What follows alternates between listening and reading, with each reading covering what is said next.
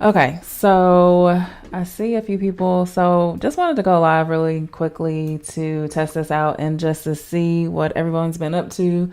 I've been posting a lot of footage from some of my recent travels, which include Disney World. I had a chance to go to Star Wars, which is the Galaxy Edge, which is in Hollywood Studios. And then I also went to Epcot. I went to the Food and Wine Festival at Epcot. So, if you're not familiar, Disney, as far as going to Disney and like what all it entails, definitely have to make a reservation for the day that you want to go. You have to buy a ticket and make a reservation. So just don't think because you buy a reservation, or sorry, just don't think that because you buy a ticket that you are able to get into the park. After you buy a ticket, whether it be multi-day or multi-park, you then have to make a reservation for that actual park that you want to go into. So I ended up doing a multi-day pass just because I knew I wanted to see Epcot and Galaxy's Edge. Work to live, not live to work. So she can hear me. That's great. And I hope it's not an echo. Like I said, I'm on live on YouTube and Instagram. It's like the first time I've ever done this.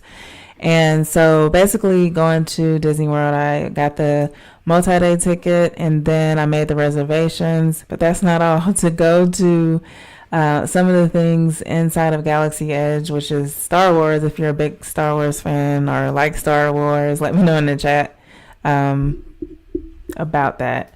So basically, I had to make reservations for things with inside of Star Wars Galaxy Edge. So not only did I have to make a reservation for the park, I had to make a reservation for things inside the Galaxy Edge. So after this video, if you see some of my short videos where I went to build a droid, I had to make a reservation for that.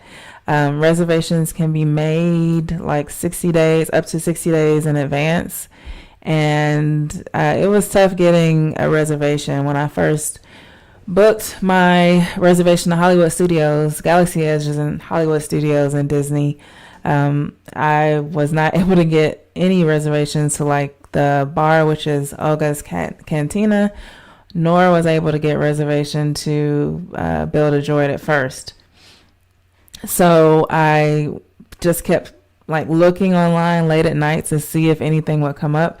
And then finally the droid, I was able to find something to find an appointment to build a droid. It was like a midday appointment, and I was kind of shocked I wasn't able to get like appointments quickly because I thought a lot of folks would be in school, but maybe it's, not that many kids going to Star Wars Galaxy Edge anyway. But I was able to get an appointment for that, and then thankfully, it cost about, at the time I went, it was like $89 to build a droid.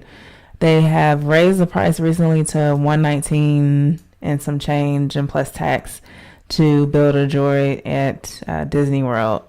So if you're interested in that, definitely look to make a reservation. Don't just go to the park and expect to get into these things. They also have an opportunity for you to build or make your own lightsaber. I wasn't able to get an appointment for that. That was like pretty much booked up no matter how many times I refreshed the screen or whatnot. So definitely look into that if you're interested in going.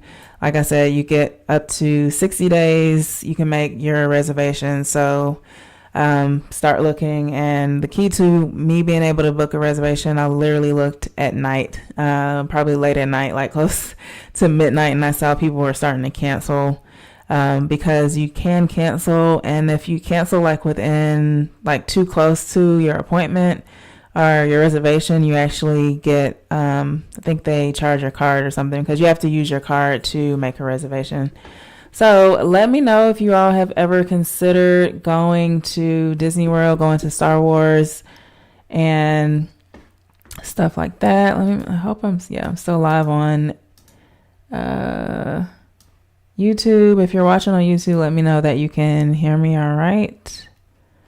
And just testing out some features too on YouTube I actually connected some of my merch to YouTube. So I have my merch on YouTube now, and I'm actually showcasing some of the merch right now. It's a pinned comment. So if you're watching on, let's see. Yeah. If you're watching on YouTube, let me know if you can see everything okay. So back to kind of the logistics of Disney World and going to Galaxy's Edge and Star Wars. So if you're a Star Wars fan, definitely tune in.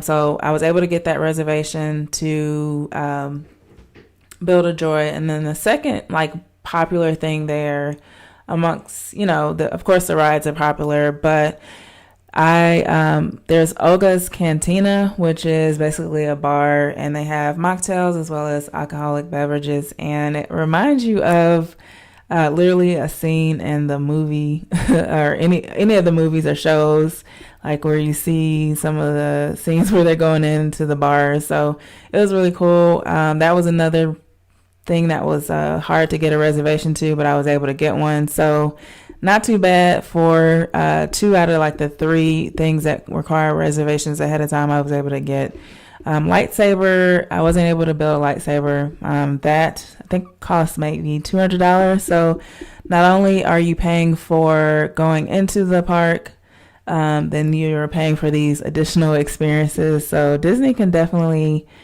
add up. And at any point, if you have any questions, definitely drop your questions. I see Recovery One Drone is checking in on YouTube. Thanks for checking in. Like I said, I'm going live on Instagram and YouTube at the same time, and I've never really done that. So thanks for checking in on both. If you're on YouTube and you want to follow me on Instagram, I'm the same name, at Work Hard, Travel Well. Okay, so went through that process, was able to get into the bar. So you'll see on my short videos, I just posted that video today. The drinks were good. They had like really creative drinks. If compared to Epcot, if you've ever been to Epcot, their drinks there for the Food and Wine Festival are very watered down. You're pretty much, but actually I was kind of shocked that at Olga's Cantina, it was the drinks were good, and they don't have that much food there. They have maybe like a platter. So if you're expecting to get food there, definitely don't expect to do that. They said that you get 45 minutes to basically be in the bar, but nobody really said anything to us. We're probably a little more over than 45 minutes, but just know that could be, if it's very crowded, they could say, hey, you've been here long enough, and then you might have to go.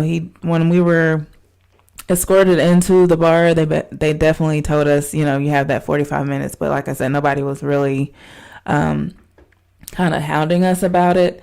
And I can't stress how important it is to make the reservations. Download the Disney app so you can start planning your trip and making those reservations if you plan to go to Galaxy's Edge, which is in Hollywood Studios. So you have to make the reservation for Hollywood Studios. So before I even bought the ticket, I looked at that date to see if there was availability, and there was. So I bought the ticket, made a reservation for that day. And then honestly, when I got the reservation to Build a Droid and to go into Olga's Cantina, it was actually for a different day. So I kind of switched reservations around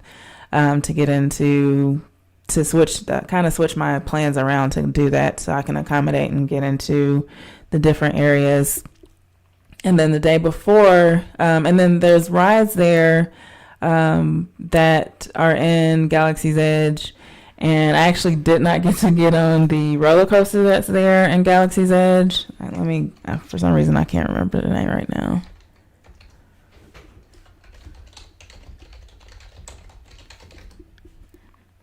Okay, so yeah, it's the Rise of the Resistance, and I was not able to get on that ride.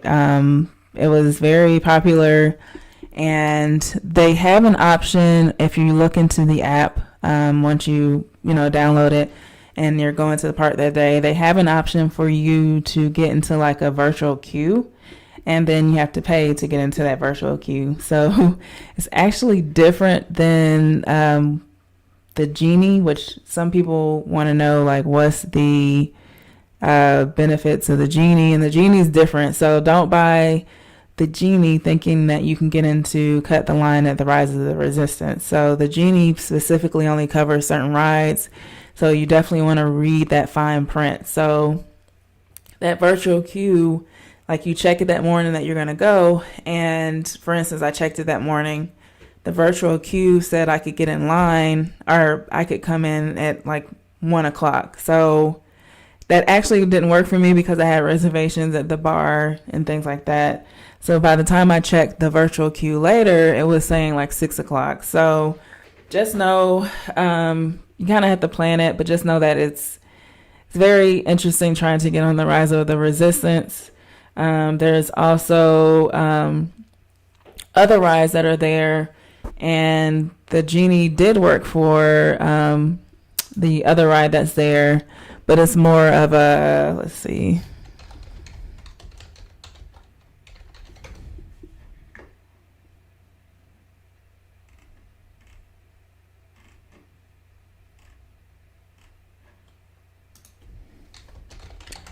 I think it's the Millennium Falcon ride, but basically that's kind of like one of those virtual rides where you're sitting down and you're kind of just going, just, I can't think of the name to describe it, but it's not a roller coaster ride, but you can use the Genie to get in there, but it just depends. And if you're a solo traveler, like if you're riding by yourself or you want to kind of split up, they have a solo like section, so you can just basically walk up there. I did the solo section and walked up there. So those are kind of some of my tips for visiting Galaxy's Edge in Hollywood Studios, which is in Disney World. They, of course, have it, I believe, in Disneyland in California, but I went to Disney World, which is in Florida. And as far as Epcot, I went there for the Food and Wine Festival. I believe that ends, I want to say, the end of November, but just definitely check that. If you're not familiar, Epcot has different, basically, countries that you can kind of you can experience all in Disney World. So you have the different food areas, like I had Thai food, all these different places to go to, and then they have like little experiences within each area. Make sure I'm not missing any questions because I see a few people joining on Instagram. This is normally not what time I go live, but I definitely wanted to test it out to see if I want to go live more often on both platforms. And so as far as Epcot, each thing probably costs, anywhere from $5 to $7 going. It's just basically like a food festival. And you can go to, and then they had different beverages, alcoholic beverages for each destination. So, and then at the end of the night, Epcot has this really big fireworks special, that they have going on. So, I had 2 days there, and 2 days was, enough. Disney World there's a lot to do there. So you definitely have to be prepared. I do like with Disney World that you can take in water and snacks and things like that. Just definitely pay attention to like kind of the fine print and all that, but you can take that stuff in. So I like that. Of course, you can buy it there, but it would be expensive. I also like, of course, the hotels that are around there offer free shuttles. So that was pretty cool. So stay tuned to my channel. Make sure you turn on the notifications on YouTube as well as on Instagram, whichever one you prefer to watch me on. And I'll be posting like the vlogs and everything so you can see how my Disney trip was and all of that good stuff. So make sure you're subscribed. And then let me make sure I put this in the chat.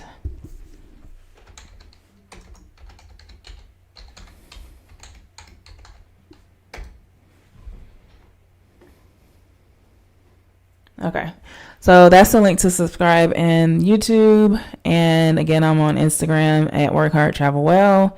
And I'm also on Facebook at Work Hard Travel Well as well. as well. So wherever you're watching, just make sure you turn on the notifications so that you'll know when I post videos on my Disney content. And if you have any questions, you can definitely message me, and then I'll try to answer them in my final video. And again, I just wanted to check in really quickly. I know it's been a long time since I've gone live. So thanks for watching, and I will catch you all next time.